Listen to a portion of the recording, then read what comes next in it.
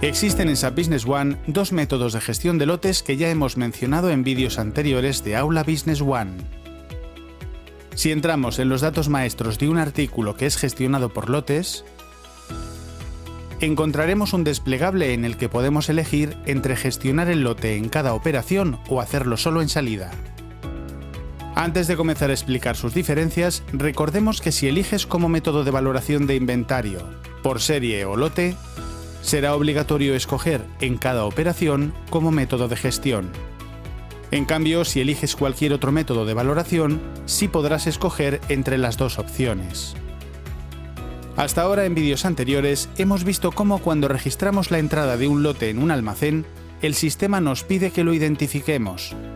De esa manera, ya está listo para salir de dicho almacén con destino a cualquier proceso, ya sea un traslado, una orden de fabricación, una venta, etc.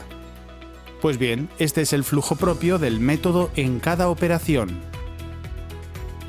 Si utilizamos el método solo en salida, en el momento de la entrada a nuestro almacén no se solicitará la identificación de los lotes.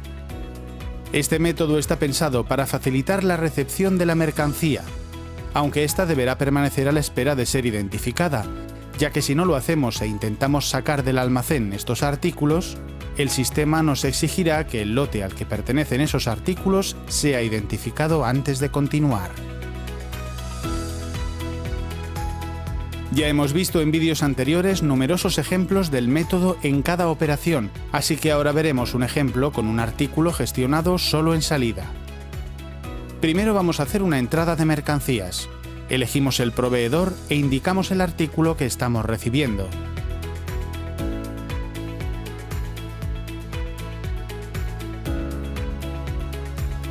Observa cómo al añadir el documento, el proceso ha terminado. El sistema no nos ha pedido que identifiquemos el lote y sin embargo ha creado el documento. Veamos ahora qué ocurre cuando intentamos sacar este artículo de nuestro almacén. Por ejemplo, con un traslado, aunque podría ser cualquier otro proceso, como una venta o una orden de fabricación. Al intentar continuar el proceso, el sistema nos lleva, como siempre, a la pantalla Selección de número de lote. Y a pesar de que nosotros sabemos que hemos recibido un lote de estos artículos, no nos aparece ninguno para seleccionar, ya que no lo hemos identificado. Pero podemos hacerlo ahora. Desde esta misma pantalla, haciendo clic sobre el botón derecho, puedo seleccionar la opción Terminación número de lote, lo que nos lleva a la pantalla Gestión de lotes, donde como vemos podemos completar el lote del artículo que intentamos sacar del almacén. Veamos cuáles son los ajustes necesarios en esta pantalla. En la opción Operación elegiremos Completar. Debe estar seleccionado el rango de artículos. Y no debemos olvidar que debe estar marcado el documento donde queremos completar los lotes. En nuestro caso, una entrada de mercancías. Al darle OK, llegamos a una pantalla que ya nos resulta familiar, donde podemos identificar los lotes según lo aprendido en vídeos anteriores. Una vez hecho esto, ya podemos continuar con el traslado.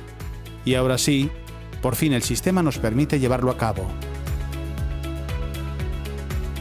Y por supuesto no es necesario esperar a necesitar mover los artículos del lote para identificarlo. En cualquier momento se puede realizar este proceso entrando en Inventario, Gestión de artículos, Lotes, Gestión de lotes. Pantalla en la que deberemos proceder como acabamos de aprender.